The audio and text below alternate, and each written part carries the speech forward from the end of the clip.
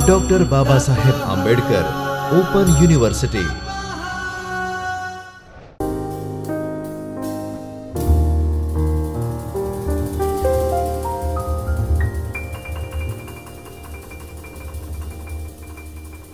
नमस्कार विद्यार्थी मित्रों, हूँ doctor Paresh Chauhan, assistant professor समाजशास्त्र विभाग।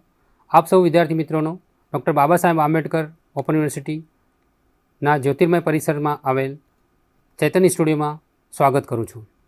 विद्यार्थी मित्रों, आज आपणे समाजशास्त्र TYBA एसोसिएम 6 समाजशास्त्री विचारको भाग 2 ना भाग 1 एटले ब्लॉक 1 ना मैक्स वेबर ना एकम 14 नी चर्चा आगळ वधारीशुं।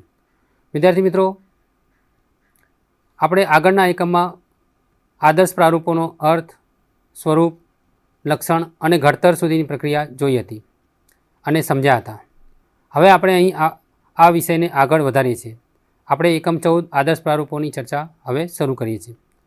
વિદ્યાર્થી મિત્રો, આ એકમમાં આપ સૌને મેક્સ વેબરના આદર્શ પ્રારૂપો અંગેના વિચારો અને આ વિષય પર તેમના પ્રદાન વિશે આપણે જાણવા માગીએ છીએ અને એની જાણકારી प्राप्त करीए छीए।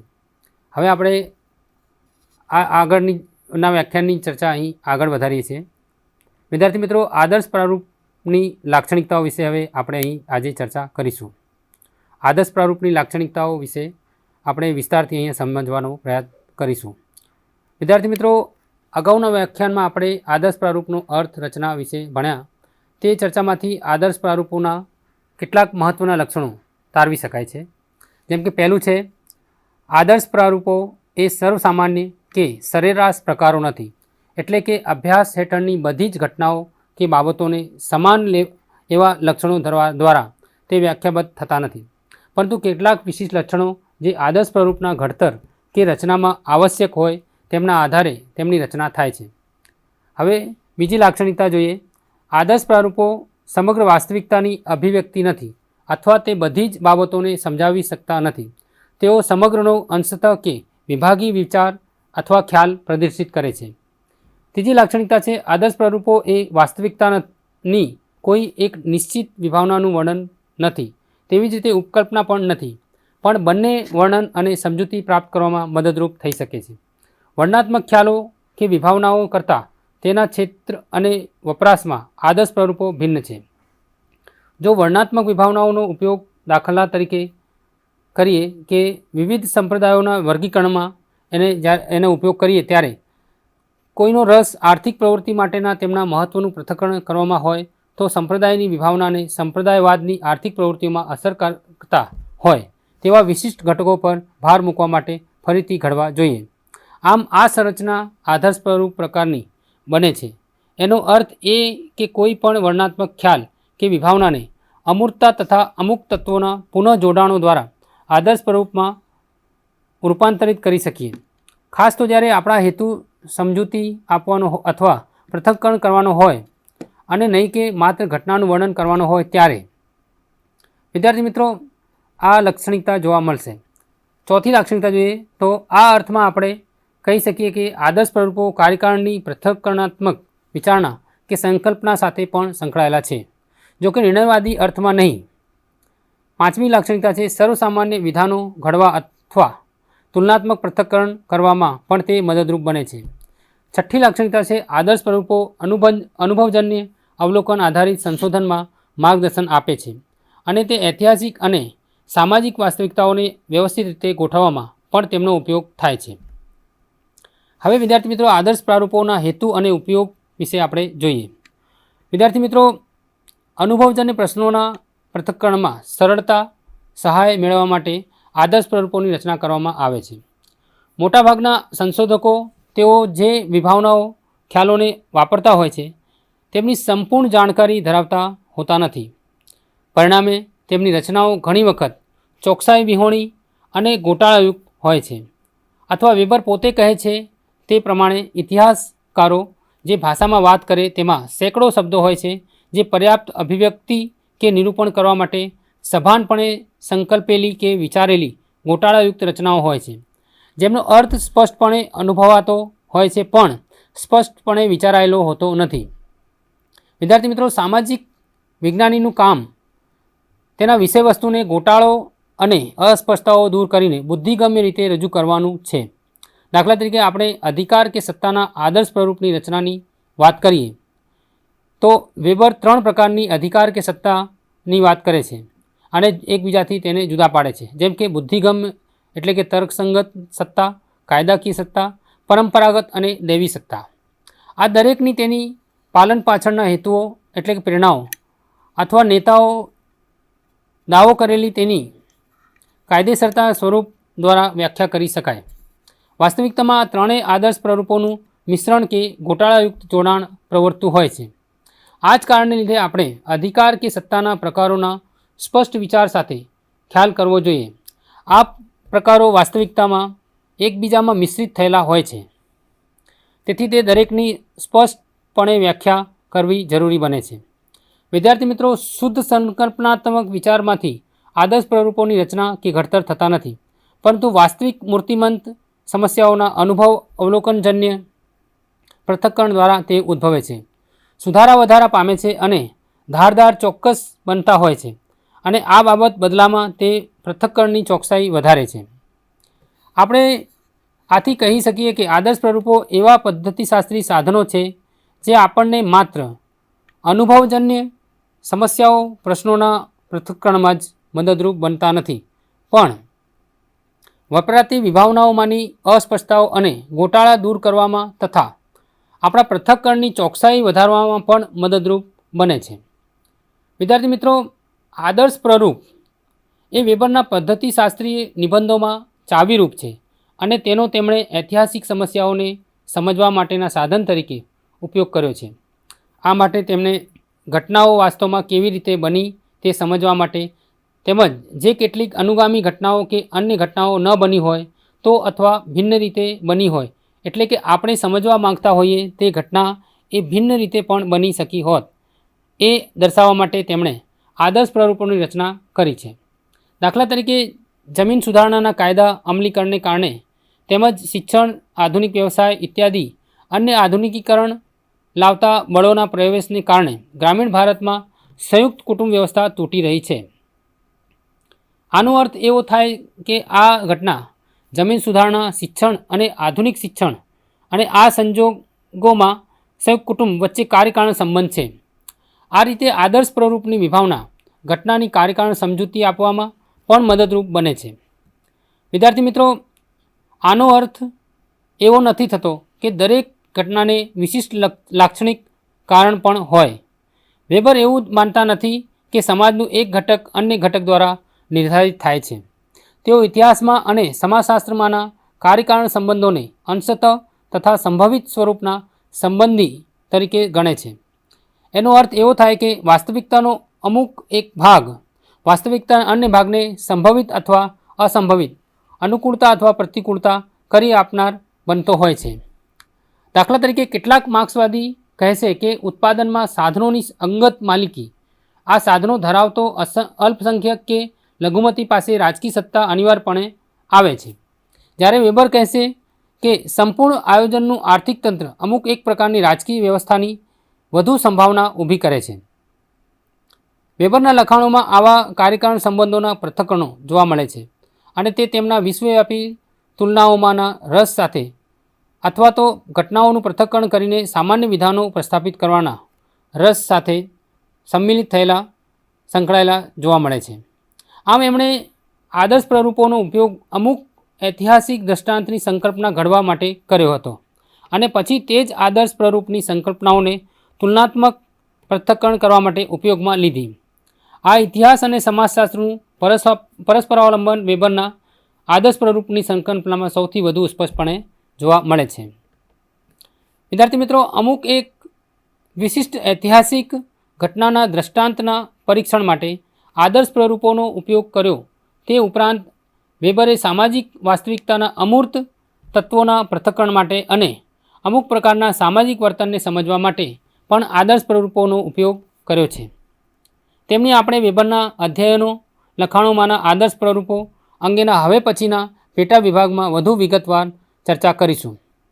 વિદ્યાર્થી મિત્રો, વેબરના લખાણો કૃતિઓમાંના આદર્શ પ્રરૂપો વિદ્યાર્થી મિત્રો એના વિશે હવે આપણે વિસ્તારથી જોઈએ. વેબરે આદર્શ પ્રરૂપોનો 3 ભિન્ન રીતે ઉપયોગ કર્યો છે. તેના 3 પ્રકારના આદર્શ પ્રરૂપ 3 કક્ષાની અમૂર્તતાને આધારે જુદા પડે છે. પહેલા પ્રકારના આદર્શ પ્રરૂપોના મૂળ ઐતિહાસિક વિશિષ્ટ ઘટનાઓ કે બાબતો જેમાં કે પાશ્ચાત્ય નગર પ્રોટેસ્ટન્ટ નીતિશાસ્ત્રમાં રોપાયેલા છે. વાસ્તવમાં આ પ્રકારના આદર્શ પ્રરૂપો અમુક વિશિષ્ટ ઐતિહાસિક સમય અને અમુક સાંસ્કૃતિક વિસ્તારોમાં જોવા મળતી ઘટનાઓનો નિર્દેશ કરે છે. બીજા પ્રકારના આદર્શ પ્રરૂપ સામાજિક વાસ્તવિકતા અમૂર્ત તત્વો સાથે સંકળાયેલા છે. દાખલા તરીકે નોકરશાહી કે અમલદારશાહીની અથવા સામંતવાદની વિભાવનાઓ સામાજિક વાસ્તવિકતાના આ તત્વો વિભિન્ન ઐતિહાસિક અને સાંસ્કૃતિક સંદર્ભમાં દ્રષ્ટિગોચર થાય છે. ત્રીજા પ્રકારનો આદર્શ પ્રરૂપ અમુક એક પ્રકારના વર્તનનો પુનઃરચના પુનઃઘડતર સાથે સંકળાયેલો છે. કેટલાક પેટા વિભાગોમાં આ દરેક પ્રકારના આદર્શ પ્રરૂપને વિગતે આપણે જોઈને સમજી શકીએ છીએ. હવે ઐતિહાસિક વિશિષ્ટતાઓના આદર્શ પ્રરૂપો વિશે વેબરનું મંતવ્ય શું છે એ વિશે હવે જોઈએ. વિદ્યાર્થી મિત્રો, વેબરના મંતવ્ય મુજબ મૂડીવાદ એ આધુનિક પાશ્ચાત્ય સમાજોમાં સંપૂર્ણ તથા મૂર્તિમંત સાકાર થયો છે. ઐતિહાસિક સમગ્રમાંથી અમુક સંખ્યાના લક્ષણોને બુદ્ધિગમ્ય તર્કસંગત એકમ અને એ રીતે પસંદ કરીને વેબર મૂડીવાદના આદર્શ પ્રરૂપની રચના કરે છે. આ દ્વારા વેબર દર્શાવે છે કે કાલ્વિનવાદમાં અને આધુનિક મૂડીવાદ પ્રવૃત્તિના આર્થિક નીતિશાસ્ત્રમાં અધિભૌતિક બાબતો જેવી કે એકબીજા સાથે સાદૃશ્ય ધરાવતી બાબતો એ એકબીજા સાથે મળતાપણું કે સાદૃશ્યતા ધરાવે છે.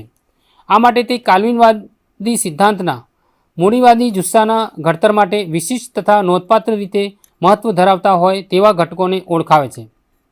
વિદ્યાર્થી મિત્રો, મૂડીવાદનું હાર્દ વેબરના મંતવ્ય મુજબ સૌથી વધુ નફો કરવો અને વધુને વધુ ધન સંગ્રહિત કે એકત્ર કરવું એવા ધ્યેય ધરાવતા ઔદ્યોગિક સાહસમાં અભિવ્યક્ત થાય છે. કામ અને ઉત્પાદનની તર્કસંગતતા કે બુદ્ધિગમ્ય રીતે ગોઠવણ કરવા પર આધારિત હોય છે. નફાની ઈચ્છા અને બુદ્ધિગમ્ય શિસ્ત બેનું જોડાણ એ ઐતિહાસિક પરિપ્રેક્ષમાં પાશ્ચાત્ય મૂડીવાદનું અદ્વિતીય લક્ષણ બને છે. અહીં નફાની ઈચ્છા એ પણ શિસ્તબદ્ધતા અને બુદ્ધિગમ્યતા તર્ક સુસંગતતા દ્વારા સંતોષવામાં આવે છે. આધુનિક રાજ્યનું કાયદાકીય વ્યવસ્થાતંત્ર અથવા તર્કસંગત અમલદારશાહીની મદદથી આ શક્ય બને છે. આથી મૂડીવાદની વ્યાખ્યા અમર્યાદ નફાનો સંગ્રહ અને નોકરશાહી પ્રકારની તર્કસંગતતા પ્રાપ્ત કરવા માટે કાર્યરત એવું સાહસ એ રીતે કરવામાં આવી છે. વિદ્યાર્થી મિત્રો, વેબર એવું દર્શાવવાનો પ્રયત્ન કરે છે કે આ પ્રકારની આર્થિક પ્રવૃત્તિ અને કાલ્વિનવાદી સિદ્ધાંતના તત્વો વચ્ચે ગાઢ સાદૃશ્યતા છે. કાલ્વિનવાદી નીતિશાસ્ત્ર પ્રમાણે ઈશ્વર સર્વશક્તિશાળી છે તથા સામાન્ય માનવી પર છે. મનુષ્ય આ પૃથ્વી પર ઈશ્વરની કીર્તિ માટે કાર્યરત રહેવાનું છે. સખત પરિશ્રમ દ્વારા બુદ્ધિગમ્ય, નિયમિત તથા સતત મહેનત દ્વારા આ શક્ય બની શકે એમ છે. ગરીબ કે તવંગર હોય, વ્યક્તિનો વ્યવસાય રોજબરોજના જીવનમાં નીતિમાન આચરણ દ્વારા ઈશ્વર તરફનું તેનું કર્તવ્ય અદા કરવાનો છે. વ્યક્તિ માટે કામ એ પૂજા એટલે કે પ્રાર્થના છે અને નવરાશ કે આળસને અહીં કોઈ સ્થાન નથી. કાલ્વિન સંપ્રદાયની આ વિશિષ્ટ પ્રકારની માન્યતા કાલ્વિનવાદી સિદ્ધાંત અને કાયદેસરની આર્થિક પ્રવૃત્તિ દ્વારા સવલતે કમાવાની સંગ્રહિત કરવાની વિલક્ષણ લગ્નનું લક્ષણ ધરાવતા મૂડીવાદના હાર્દ વચ્ચેના સંબંધનો ખુલાસો કરે છે. પસંદ કરેલા વ્યવસાયને કર્તવ્ય અને સદ્ગુણ તરીકે સ્વીકારીને તેમાં કાર્યક્ષમ દેખાવ કરવો એ એવા મૂલ્યમાં માન્યતા ધરાવવામાં મૂડીવાદના આ પ્રકારના મૂળ પડેલા છે.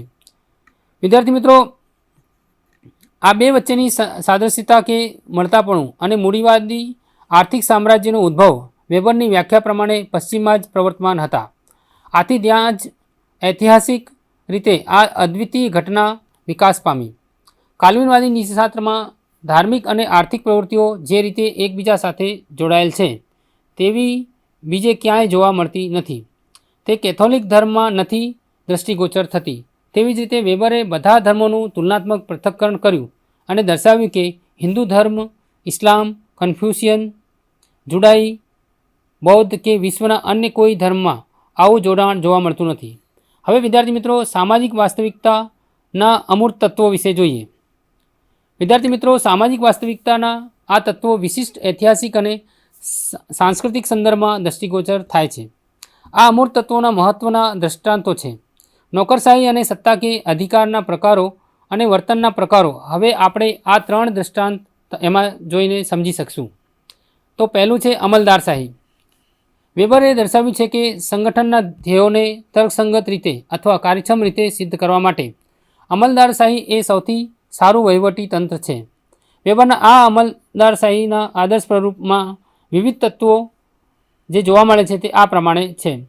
પહેલું છે ઊંચી માત્રામાં વિશેષીકરણ અને સ્પષ્ટપણે વ્યાખ્યાબદ્ધ થયેલું કાર્ય વિભાજન, જ્યાં દરેક વિભિન્ન કાર્ય ઔપચારિક એટલે કે ઓફિસની ફરજો તરીકે વહેંચાયેલું હોય છે. બીજું છે આદેશ અને જવાબદારીના સ્પષ્ટપણે નિયત કરેલો અધિકાર કે સત્તાની ચડ ઉતરના કોટિક્રમવાળી રચના હોય છે.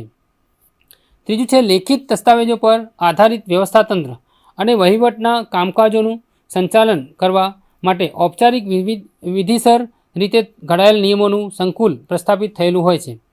ચોથું છે સંગઠનના સભ્યો અને ગ્રાહકો વચ્ચેના અવૈયક્તિક સંબંધો. પાંચમું છે ટેકનિકલ જાણકારી અને કાર્યશક્તિ સામર્થ્ય ધરાવતી વ્યક્તિઓની ભરતી.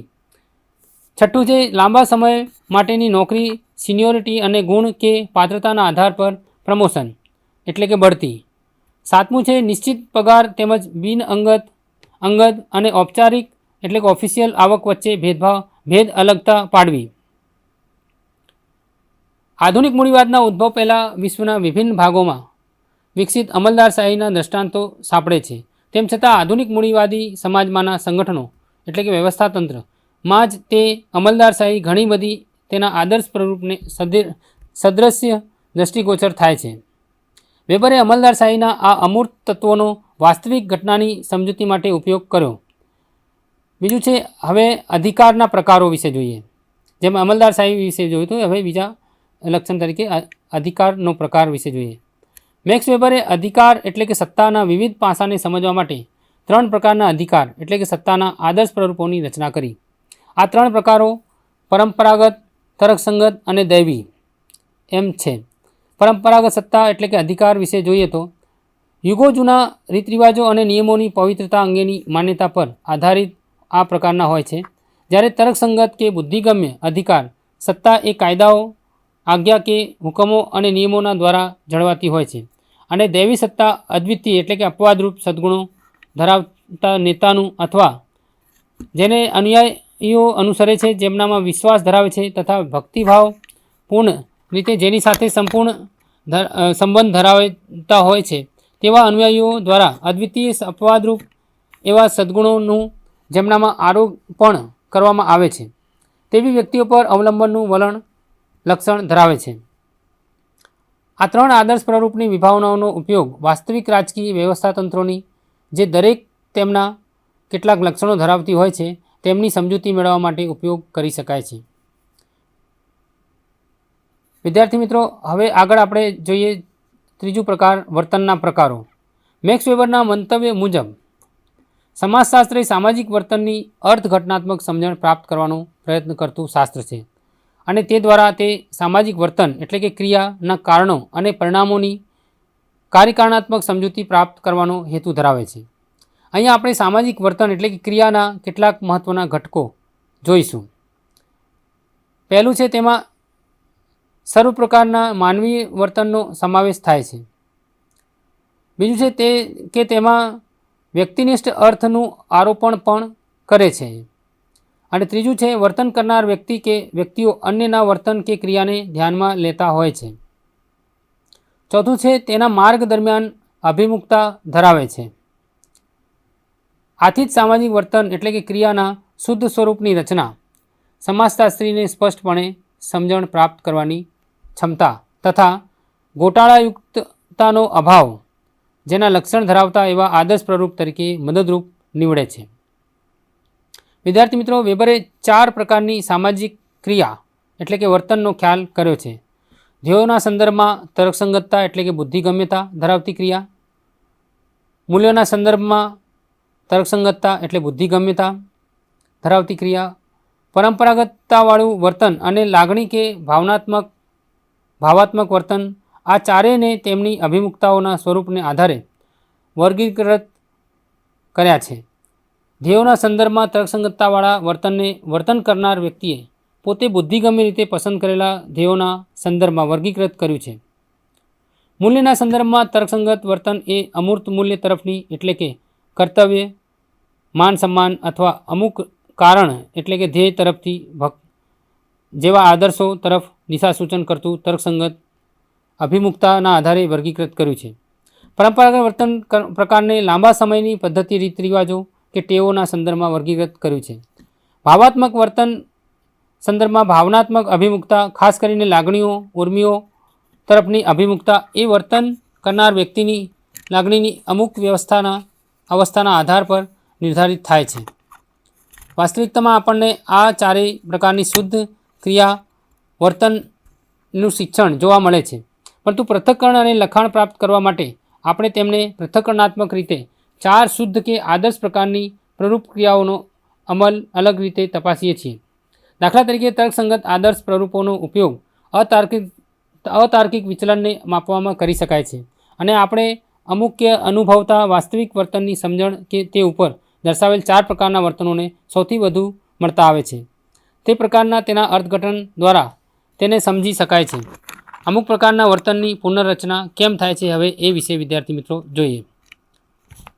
વિદ્યાર્થી મિત્રો, આ પ્રકારમાં અમુક એક જાતના વર્તનની તર્કસંગત કે બુદ્ધિગમ્ય પુનર્રચનામાં આવતા તત્વોનો સમાવેશ થાય છે.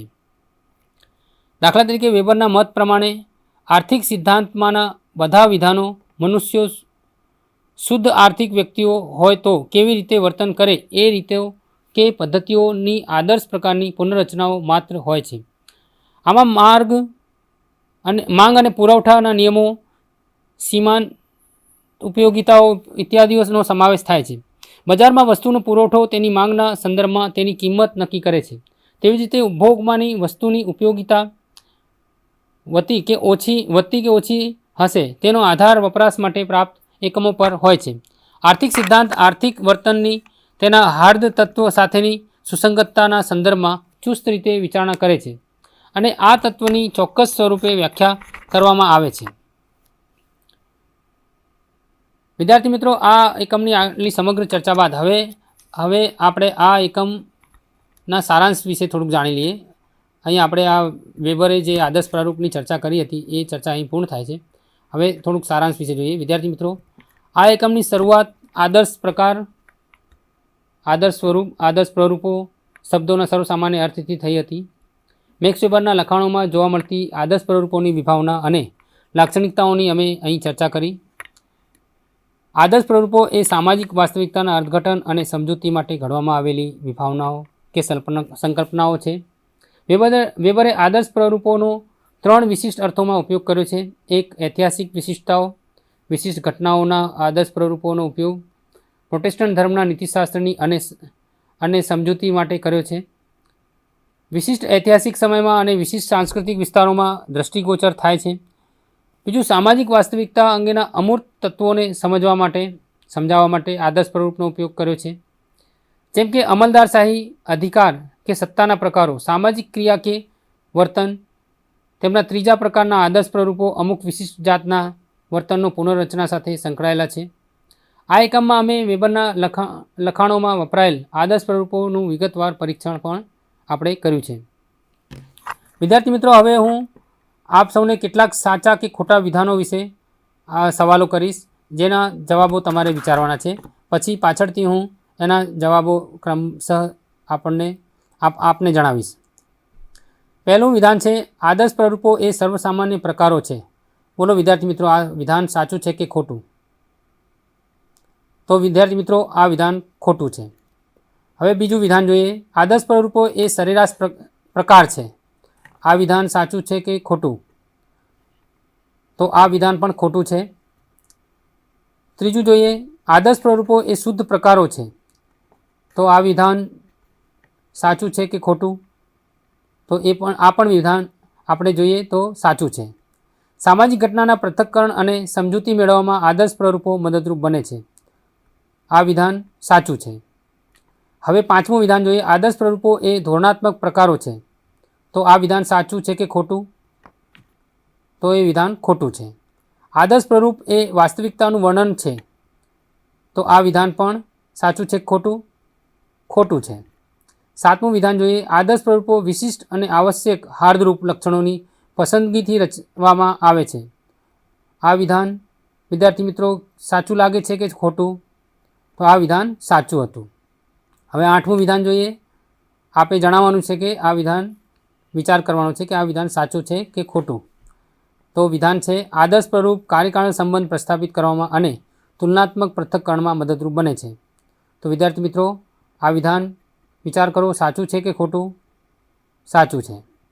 9મું વિધાન જોઈએ. આદર્શ પ્રરૂપ એ ઉપકલ્પનાઓ છે. બોલો, આ વિધાન તમને સાચું લાગે છે કે ખોટું? તો આ વિધાન પણ આદર્શ પ્રરૂપ વિશેનો ખોટો છે. 10મું વિધાન જોઈએ. આદર્શ પ્રરૂપો સમગ્ર વાસ્તવિકતાને રજૂ કરે છે. આદર્શ પ્રરૂપો સમગ્ર વાસ્તવિકતાને રજૂ કરે છે. બોલો, આ વિધાન સાચું છે કે ખોટું? વિચાર કરો. તો આ વિધાન ખોટું છે. વિદ્યાર્થી મિત્રો, આ એકમમાં હવે આપણે મેક્સ વેબર દ્વારા આપેલ આદર્શ પ્રરૂપો વિશેની સમગ્ર ચર્ચા પૂર્ણ કરીએ છીએ. વિદ્યાર્થી મિત્રો, હવે આપણે આ વ્યાખ્યાન અહીં પૂર્ણ કરીએ છીએ. હવે પછીના વ્યાખ્યાનમાં નવા વિષય સાથે ફરી મળશું. ત્યાં સુધી મને રજા આપશો. વિદ્યાર્થી મિત્રો, આપ સૌનો ખૂબ ખૂબ આભાર. स्वाध्यायः